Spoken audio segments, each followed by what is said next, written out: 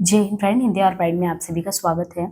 यहाँ पे देखिए हम आधुनिक हिंदी आलोचना के तहत नई कविता से लेकर आधुनिक संवेदना में जो अन्य और आलोचक बचे हुए थे, जो कि स्वच्छंदतावादी दृष्टिकोण से, मार्क्सवादी दृष्टिकोण से जिन्होंने भी लिखा है, उन पर हम बात करने वाले हैं।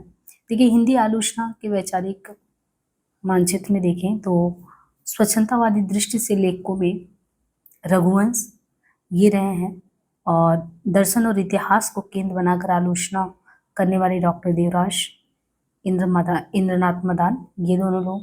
इनके अलावा विजय देव नारायण शाही तो बहुत ज़्यादा महत्वपूर्ण है व्यवहारिक और पाठ्य आलोचना के तहत, और भाषा और संवेदना के जैसे रामस्वरूप चतुर्वेदी। तो हम इसमें बहुत विस्तार से विजय देव नारायण शाही और रामस्वरूप चतुर्वेदी को एक आलोचक के तौर पर देखेंगे, क्योंकि ये बहुत ही महत्वपूर्ण है, यहाँ से क्वेश्चन आते हैं। बाकी लक्ष्मीकांत वर्मा, जगदीश गुप्त, ये सभी और अन्य आलोचक रहे हैं। तो यहाँ पे सबसे पहले अगर देखें रामस्वरूप चतुर्वेदी और विजय देव नारायण शाही। देखिए विजय देव नारायण शाही जो है वो तीसरे शतक के अगर देखें तो एक प्रतिष्ठित कवि के तौर पे आते हैं। इनका समय अगर बात करें 1927 से 1986 का समय, तीसरे शतक के कवि और व्यवहारिक आलोचना के शिखर पुरुष के तौर पे भी हैं। इनकी सबसे खास बात ये रही शाही की, लघु मानव के बहाने हिंदी कविता पर एक बहस। जैसे लघु मानव, नई कविता में लघु मानव की अवधारणा की बात की गई, तो एक तरीके से इस निबंध में, यानी लघु मानव के बहाने हिंदी कविता पर एक बहस निबंध में इन्होंने क्या किया, भारतेंदु जी से लेकर आगे तक की जो कविताएं हैं लिखी गई हैं, उनकी कविताओं की यात्रा के बारे में लघु मानव की चर्चा की है। तो इनकी शमशेर की जो काव्य की अनुभूति की बनावट अगर देखें तो इसमें ये झलकता है। शाही ने इतना ही नहीं, गोदान की तटस्थता को गोरकी की अपेक्षा गाल्सवर्दी के निकट माना है। देखिए वैसे इनकी बहुत महत्वपूर्ण रचनाएं और सारी हैं, लेकिन जो खास तौर पे भारतेंदु से लेकर आगे तक की यात्रा, इसमें जो बात की जाती है, इनके अलावा शमशेर, गोदान और अलग अलग वैतरणी करके जो कि शिव प्रसाद सिंह इन पर लिखे, इस पे भी इन्होंने निबंध लिखा था। तो व्यवहारिक आलोचना में बहुत महत्वपूर्ण ये था। ऐसे ही गोरकी की अपेक्षा इन्होंने शाही को प्रेमचंद, खास तौर से गोदान की तटस्थता गाल्सवर्दी के निकट माना। इनकी रचनाओं में देखिए साहित्य और साहित्यकार का दायित्व 1983, हालांकि बहुत सारी रचनाएं हैं, इतनी ही नहीं, अगर इनकी रचनाओं में देखिए तो और भी हैं, और यहाँ पे हमें थोड़ा सा विस्तार से इनके रचनाओं को भी पढ़ना होगा। एक हम पेज ले लेते हैं, और क्योंकि यहाँ से क्वेश्चन आते हैं इसलिए इनको लिख के हम आपको एक एक रचना बता दे रहे हैं। देखिए जिन राइटर का पूछा जाता है उनका थोड़ा विस्तार से बात कर ले रहे हैं, बाकी लोगों के सिद्धांत पे ही पढ़ लीजिए, वो ठीक है। अब जैसे ये है विजय देव नारायण शाही, तो एक तो इनका हमने बताया कि लघु मानव के बहाने हिंदी कविता पर एक बहस, जो कि एक लंबा निबंध है। इनके अलावा इनका है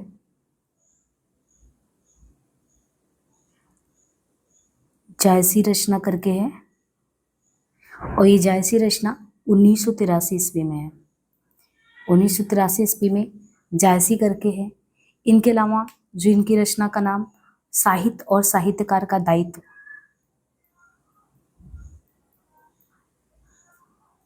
साहित्य और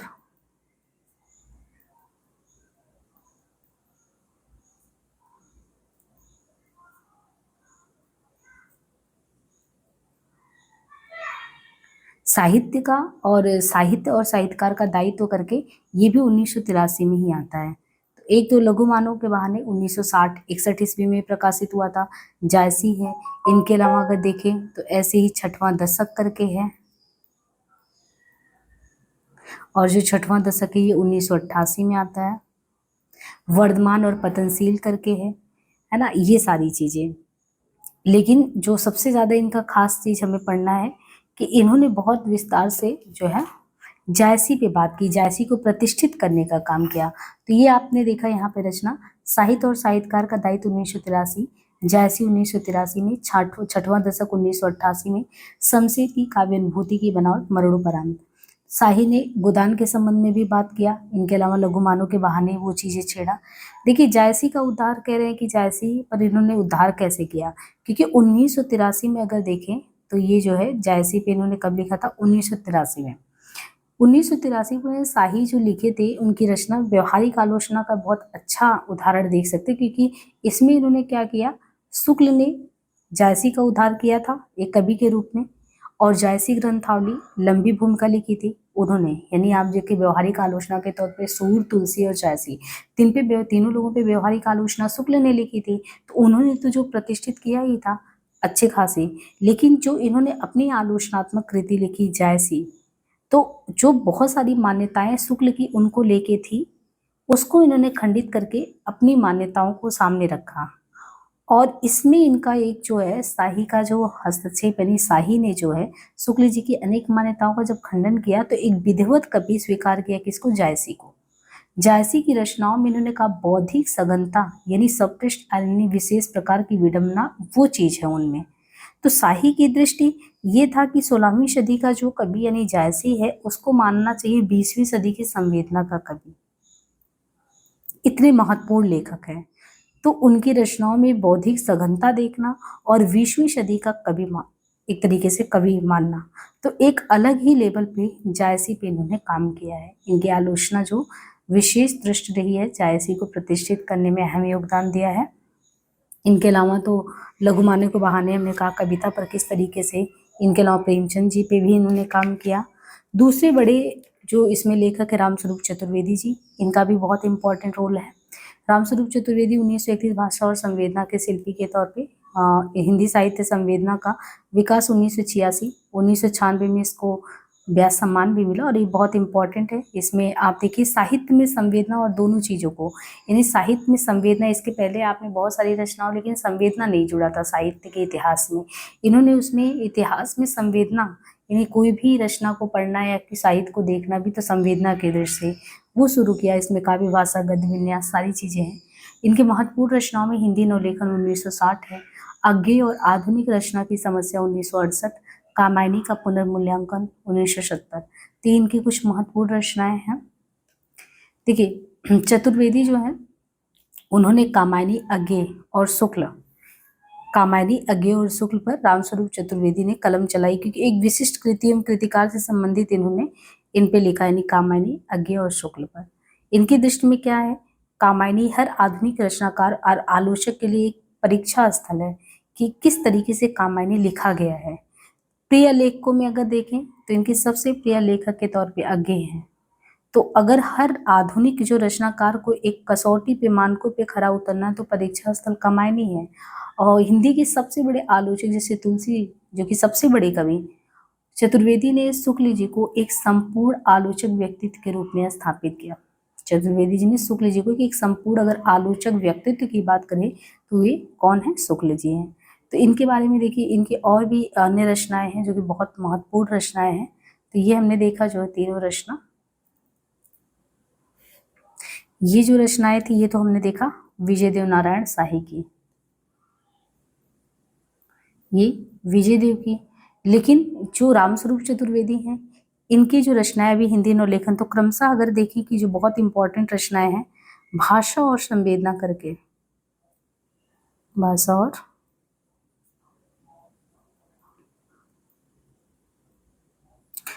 और संवेदना इन्होंने 1964 में लिखा।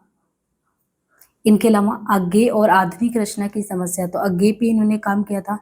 जो महत्वपूर्ण है रचनाएं जो पूछी जाती हैं, उनमें एक है हिंदी साहित्य की अधुनातन प्रवृत्तियां।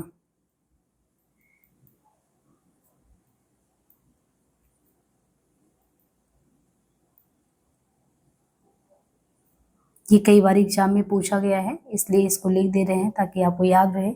और मध्यकालीन हिंदी काव्य भाषा, कविता यात्रा, रत्नाकर से अज्ञेय तक, एक इतिहास और आलोचक दृष्टि पूछा जाता है, किसका है, इतिहास। और वैसे तो कई रचनाएं हैं, तो सारे आप तो याद करेंगे नहीं, ये कि जो बार बार पूछे जाते हैं जिससे संभावना बनती है। तो इतिहास और आलोचक दृष्टि 1982, और साहित्यिक संवेदना का विकास 1986 में है। इन्होंने काव्य भाषा पर निबंध लिखा। प्रशांत निराला अज्ञेय पे अभी हमने देखा है ना। हिंदी गद्य विन्यास का विकास करके। इन्होंने आधुनिक कविता की यात्रा पे बात की। आधुनिक कविता एक रामचंद्र शुक्ल की आलोचना का और अर्थ की आलोचना करके लिखते हैं। इसे रामचंद्र शुक्ल हैं, इन्हीं पे कि रामचंद्र शुक्ल हैं, तो इनके बारे में कि इनको केंद्र में कि इनके आलोचना का अर्थ क्या है, इनकी आलोचना का अर्थ और फिर अर्थ की आलोचना।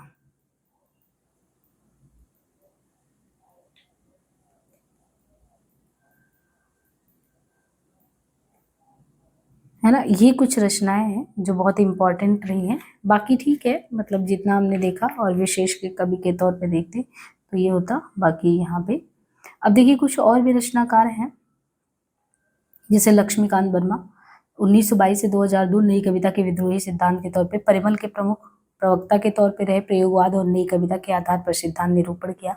इनकी रचनाओं में नई कविता के प्रतिमान, नए प्रतिमान, पुराने निकष। देखिए नई कविता के प्रतिमान, नए प्रतिमान, पुराने निकष। और जैनेन्द्र जो है इनके उपन्यास, उनको अस्वीकृत कैसे किया, क्योंकि कह रहे हैं कि जो जैनेन्द्र ने जो उपन्यास वगैरह लिखे हैं, अगर देखा जाए तो वो उपन्यास वगैरह देखा जाए तो जटिल और नैतिक अनैतिक परंपरा रूढ़िग्राहिता से बधी हुई है, तो उसको खारिज कर दिया। इसमें इन्होंने प्रगतिवादी उपन्यास के तौर पे देखे तो सामाजिक यथार्थवाद के अपेक्षा भ्रमपूर्ण यथार्थवाद कहा कि ये चीजें जो हमारे सामने रखी जाती हैं। इनके अलावा नई कविता और रस सिद्धांत में वैचारिक टकराव में डॉक्टर नगेन जो स्थापित करते हैं रस सिद्धांत, उनके माध्यम से आधुनिक साहित्य का मूल्यांकन करते हैं। और जगदीश गुप्त नगेन के रस सिद्धांत को सैद्धांतिक साम्राज्यवाद कहते हैं। यानी रस सिद्धांत अथवा सिद्ध रस का अंत करके उस चीज से तीखा आलेख लिखते हैं, यानी एक तरीके से व्यंग्यपूर्ण उस चीज को खारिज करना। तो जैसे डॉक्टर नगेन ने स्थापित करते हैं रसवादी आलोचक के तौर पे, तो जगदीश गुप्त उस चीज को खारिज कर रहे हैं। लक्ष्मीकांत वर्मा स्वीकृति रसबोध के आधार पर नई कविता के मूल्यांकन के धुर विरोधी लक्ष्मीकांत वर्मा रहे हैं। रस के आधार पर कविता का मूल्यांकन वस्तुतः यूरोप के नक्शे पर बनारस ढूंढना जैसा है। तो कुल मिला के आप देखिए नई कविता और इस सिद्धांत का कैसे वैचारिक हो। एक समय रसवादी दृष्टिकोण से चाहे शुक्ल हो, डॉक्टर नगेन हो, सभी ने लिखा है, लेकिन वही चीज आप देखेंगे इस समय जगदीश गुप्त, लक्ष्मीकांत वर्मा उसको किस तरीके से कहते हैं सैद्धांतिक साम्राज्यवाद है। जगदीश गुप्त 1924 से 2000 और नई कविता पत्रिका जो है इनके संपादक रहे हैं। व्यवहारिक स्तर पे ये केशवदास और महादेवी का मूल्यांकन जगदीश गुप्त ने किया। नई कविता शक्ति और सीमा करके रचनाएं हैं, नई कविता स्वरूप और समस्या करके। तो नई कविता पत्रिका के ये एक तरीके से संपादक भी रहे और उसी आधार पर उनकी रचनाएं भी हैं। और राजेंद्र किशोर जो है इन्होंने आगे के नए कवि का वक्तव्य के विरोध में नई कविता का घोषणापत्र प्रस्तुत किया था। राजेंद्र किशोर जगदीश गुप्त ने अज्ञे का बचाव करते हुए स्पष्ट किया, अज्ञे से प्रेरणा ग्रहण करते हुए नई कविता उनकी अनुवर्तनी नहीं है। यानी जो नई कविता है अज्ञे से भले ही प्रेरणा ग्रहण के, लेकिन प्रेरणा ग्रहण करने के बावजूद भी वो नई कविता उनकी अनुवर्तनी नहीं है। कुल मिला के देखें तो डॉक्टर देवराज इनका आलोचना का मुख्य आधार दर्शन एवं संस्कृति रहा है। साहित्य चिंता, संस्कृति का दार्शनिक विवेचन, छायावाद उत्थान, पतन मूल्यांकन, ये कुछ करके देवराज का है। इंद्रनाथ मदान 1910 से 85, इनके प्रमुख ग्रंथ में हिंदी कलाकार प्रेमचंद, आधुनिकता और हिंदी साहित्य करके है। और वही उपन्यास के बदलते स्वरूप की ऐतिहासिक पहचान शरदचंद्र चटर्जी पर अंग्रेजी पुस्तक से आलोचना का श्री गणेश इंद्रनाथ मदान ने। रघुवंश स्वच्छंदतावादी समीक्षक के तौर पे हैं। और तुलसीदास एक तरीके से लोकप्रिय, यानी इन्होंने तुलसीदास और प्रेमचंद जो हैं इनको, क्योंकि जनता ज्यादा मानती है और लोकप्रिय है, तो इन्होंने रिजेक्ट किया है कि लोकप्रिय कहकर। लोकप्रियता को इन्होंने कहा कि रघुवंश ने कि जो साहित्य में लोकप्रियता होता है, एक स्वच्छंदतावादी समीक्षक थे, तो उसी दृष्टिकोण से इन्होंने कहा जो लोकप्रियता टर्म होता है वो भ्रम है और ये भ्रम उत्पन्न करता है। तो प्रमुख कृतियों में इनका साहित्य को देखने का नया परिप्रेक्ष्य आधुनिकता और सृजनशीलता करके है। यहाँ तक जैसे बुध और समुद्र अमलेश लाल नागर का उपन्यास है, वो कहते हैं वो तो जनजीवन के व्यापक अंकन के बावजूद भी क्लासिक परंपरा को देखे तो मानकर वो खारिज किया जाता है। तो यहाँ पे तुलसीदास और प्रेमचंद को लोकप्रिय कहकर भी तिरस्कृत करना, ये सभी रघुवंश जी ने किया। श्रीधर पाठक इनका ऐतिहासिक महत्व निरूपित करते हुए कहते हैं कि श्रीधर पाठक जो है वो आधुनिक युग में भारतीय दो द्विवेदी में समन्वय का काम करते हैं एक तरीके से। इनके अलावा आचार्य शुक्ल जायसी के संदर्भ में अगर देखें तो हिंदी आलोचना मात्र ग्रंथों का मूल्यांकन नहीं है, बल्कि एक निरंतर चलने वाला वैचारिक संघर्ष है।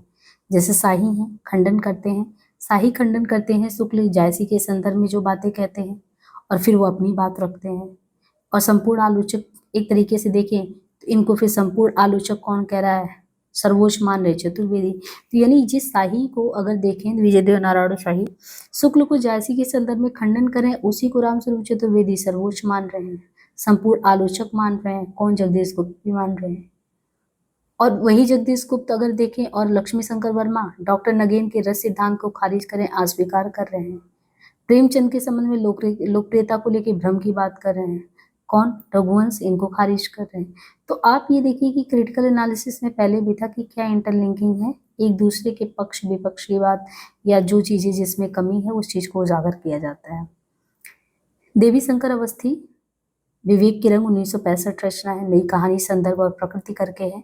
और इनका भी देखें तो इनका पत्र संकलन है हमको लिखो है कहाँ। विभिन्न लेखकों द्वारा देवी शंकर को लिखित पत्रों का बृहद संकलन है, 2001 में आया था। बाकी अवस्थी जी का मरणोपरांत रचना और आलोचना और आलोचना करके ही रचनाएं हैं। तो इस तरीके से देखेंगे आपको तो लगभग जो है शुक्लोत्तर युग में भी जो रचनाकार रहे हैं अलग अलग दृष्टियों से आलोचना किए हैं, उसको हमने इस क्लास में ले लिया है। लगभग ये क्लास एंड हो गया। एक लास्ट क्लास है वो समकालीन आलोचकों पे आएगा और इसके बाद पूरी तरीके से आलोचना मेरी तरफ से खत्म हो जाएगा। आज के लिए इतना ही, धन्यवाद।